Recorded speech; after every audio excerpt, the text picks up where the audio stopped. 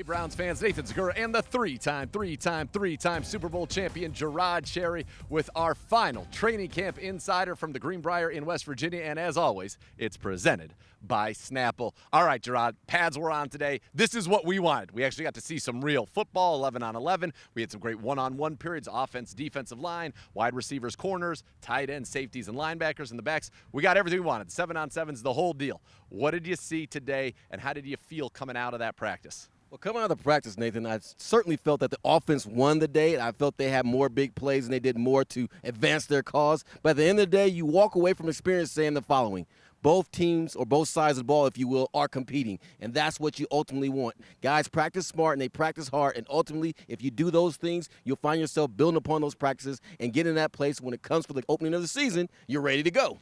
You're exactly right about that. And that competition really started in those one-on-ones in the end zone. And I'll tell you what, Donovan Peoples-Jones in those one-on-one situations is dominant. We saw him 3 routes. All 3 were touchdowns. But I thought the Chief had the play of the one-on-ones where he caught the ball in the end zone and then tried to jump through the net. And fortunately, the net kind of held him up, and he was okay. But you could see those guys really working down there. Yeah, from one-on-ones to 7-on-7, the team period, Chief was the man. I mean, if you were to give him the MVP for the day, I would certainly give it to him, Sure. Nathan, because I felt his presence throughout the course of the practice. But, yes, today, give credit to the offense because what they do, they showed up and showed out. Yesterday, I felt they got dominated by the defense, but today, in particular, with one-on-one drills, they did what they had to do. And some will say, well, you know that drill is schemed towards the offense having success.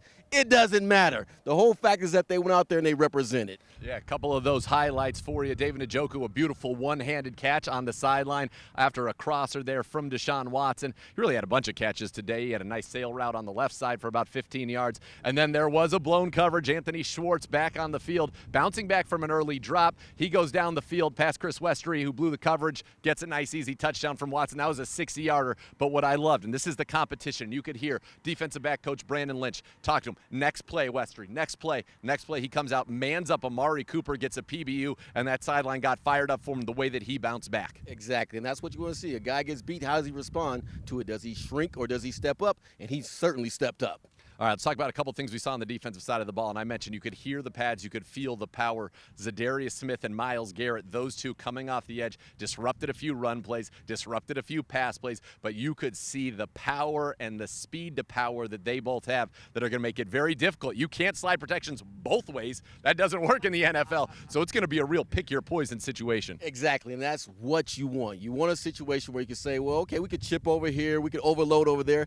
Won't be the case based upon what we saw today because both guys are getting after it and the level of speed that they're displaying, Nathan, just as far as being on the go and just bam, they're there because you really cannot hesitate with those two guys rushing from the edges. So it's a beautiful thing. That's why we brought Smith here to be that accompaniment to Myles Garrett, and I'm loving what I'm seeing thus far. Yeah, and what I'm really excited for, and we're not going to see this, I don't think, probably till the regular season, but Za'Darius Myles and Ogbo Okoronkwo out there together, getting Ogbo in that wide 9, using his speed, forcing the offensive line to pick. What are they going to block up? What are they going to deal with? Well, take a listen to Ogbo because we had him mic'd up. Okay, it's hot today. What's good, Uno? Let's get it, man. Let's get it. Yes, sir. A little hot, a little skip. It's a good day. The clouds sitting in the right place. You know what I'm saying? We got pads for the first day. No complaints, man. Life's good. I try to show y'all what a Cleveland Browns practice looks like. Let's go, Ogbo! Bring it, Ogbo! Let's go, Ogbo! Let's go! Finish! Let's go! Go! Stay outside, Ogbo! Stay outside! I had to turn on a little jet. Hey, you fast! He made me put on the jetpack. I had some Ghanaian rice when I was in LA. That shit tasted like tomato sauce. No, it was sweet. Why was it sweet? My mom said you the best. It just tasted like tomato sauce. I hated it. But the one I had when I was in Ghana was crazy. The 2-on-1s, the D-end drill, sweet, that's a credit to you, helping each other. It's going to make us better. Break it down, hold on. All right. Hey, trenches on 3. 1, 2, 3. Trenches. You hear from Ogbo there, and he's a guy that's got a lot of juice, a lot of speed. Last year finished the season's 5 sacks in his final 6 games. One of them came against the Browns. That happens a lot in the NFL. You see somebody play against you, you watch your own tape, you're like, wait a second, I like that guy. They bring Ogbo in, and now we're going to have the opportunity to have 3 guys that can really get after the quarterback all on the field together. I think that's exciting. Right, he's going to have a great opportunity because when he comes into the game, he's going to be dealing with a tackle or a guard that's worn out essentially because of what Miles and Smith have done. So he's going to take advantage of those opportunities. Whenever you have the chance to flash, you flash. And I love the opportunity that's going to be presented to him because the simple fact is that he's a starting caliber rush in who's going to come in and be a rotation man. So we're in a great spot on the defensive line, in particular with the rush ins, and I'm looking forward to seeing the damage that he will create and cause through the course of a football game. Think about this, because we talked about it with Miles yesterday, and he lit up when we talked about kind of overloading some of those fronts. You have the ability to put, say, Dalvin kind of in between the center and the guard, put Miles over that guard, za'darius outside him on one side. Then you have an interior rusher. Maybe it's a Jordan Elliott, maybe it's an Alex Wright, and then on a wide 9, you've got Ogbo. I mean, how is the offensive line going to be able to deal with that? The answer is I don't think they will, and we're going to be able to get real one-on-ones and things that we want those matchups to disrupt the pass game. And right there, think about all of what you just said. What does that create? That creates confusion. That creates a situation where the offense is being dictated to by the defense. And ultimately, that's what you want to do. Coach Schwartz wants to be in a spot to where wherever he's calling is forcing the offense to adjust and adapt as opposed to vice versa. Well, who better to tell us about what that would do to an offensive line than our next guest, perennial Pro Bowler and All-Pro left guard Joel Bitonio. He joined us in our player-exclusive interview brought to you by Cross Country Mortgage.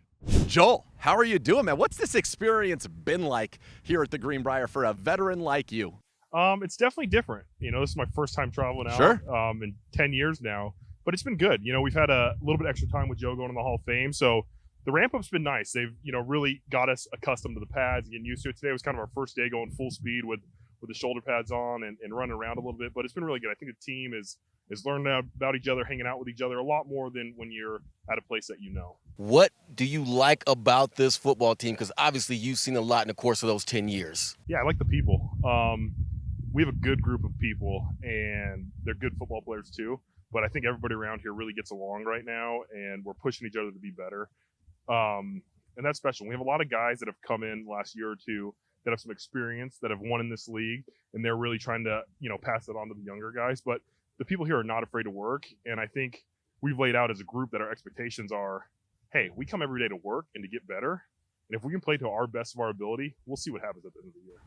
Yeah, we're going to be a team that can beat anybody and can accomplish everything they want to. What do you notice from Deshaun Watson in the huddle this year? We've noticed a guy who seems much more comfortable, seems much more calm and totally in command. Looks like the old Deshaun Watson. What are you seeing in that huddle? Yeah, I agree. I came in spring for a few days, and he just felt so much more comfortable. I think he put on a show in those 7-on-7s, and it's really translated over. He has command. I think he knows what he's saying in the huddle. He knows the play calls better. He's really getting an understanding. I think the offense is tweaking a little bit, with some surprises. But, no, he's definitely more comfortable, and I think he's trying to come out of his shell as a leader as well. We have a lot of guys that lead by example here, that do the right thing on the field and stuff. And I think some of the guys are like, hey, I've played for a while now. Guys are looking up to me. I can speak out a little bit. And so I think he's trying to grow like that as a player as well. You can catch that full conversation with Joel Bitonio later tonight on the Browns YouTube channel, youtube.com/Browns, and the Browns mobile app. Je'Rod, it's awesome when a guy is so good on the field and he's an even better human being off of it. And I think Joe Thomas really set that standard. Joel Bitonio following his footsteps, and likely to Canton someday in his own right. But I just love getting to talk to that guy. Always positive and always gives you some really good insights, I think, as well. Right, just a professional, and you appreciate what he has to say because it's coming from the heart, and he means what he says. But on top of that, he recognizes how fortunate he was to be in a spot, come into the league where you line up against a Hall of Famer. I can't say it enough. Just to have that example of what it takes to be great, and if you rub anything off of Joe, it's going to make you at least average to decent, and Joe, to his credit, has become a great player. And I say a couple more victories on our part as an organization, and he's a shoo-in for the Hall of Fame. Yeah, you keep racking up first-team All-Pros, keep racking up Pro Bowl appearances as a left guard. You're going to go on your way to Canton, and hopefully Joel can continue to play at that level. I expect him to do so, and that's a great thing for Browns fans going forward. All right, Je'Rod, if you were going to take away one thing from this whole week here at the Greenbrier, what's your one big takeaway for Browns fans? We got some competitors out there. We got some guys who are going to come back and fight when they're down. They're not going to stay down. They're going to get back up, and they're going to keep swinging, and I appreciate that. And that's across the board. That's with special teams. That's with offense and defense. And ultimately, you need fighters out there, guys who aren't going to quit because you're going to face adversity at some point during the game, during practice, and during the season. So you need guys that aren't quitters but who are willing to fight. Yeah, we saw a lot of competition. My big takeaway is just Deshaun Watson. Comfortable, confident. You heard Joel Bitonio talk about it. We heard Miles talk about it. Von Thornhill. Everybody's really talking about it because you can see it. And that's going to be a huge key. Look, it is a team game. It takes 53, but you need a quarterback, especially in this AFC and in this year's NFL. And Deshaun Watson certainly looks like he is going to be that guy for the Cleveland Browns. Je'Rod, it has been an absolute pleasure, my friend. Thank you so much for the time and for all the great insights. And we still got a lot more to go. Game week next week. That's right. Get prepared because we're ready to roll. Let's go.